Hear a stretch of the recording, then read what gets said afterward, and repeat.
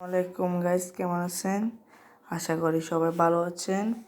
তো আপনাদের কাছে আজকে নিয়ে এসেছি নতুন একটা ভিডিও। তো অনেকে হোম স্ক্রিনের মুভমেন্টটা চেঞ্জ করতে চান। একটা এরকম উপরে উপরে থাকে আর একটা পাশাপাশি থাকে।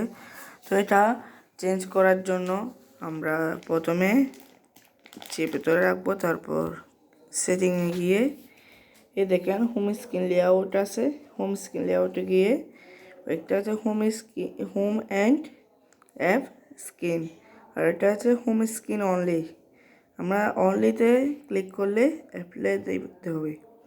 তো অ্যাপ্লাই দেওয়ার পর এখন পাশাপাশি হয়ে গিয়েছে আমাদের। তো উপরে এখন নেই, দেখতে পাচ্ছেন উপরে এখন নিলেও যাবে না।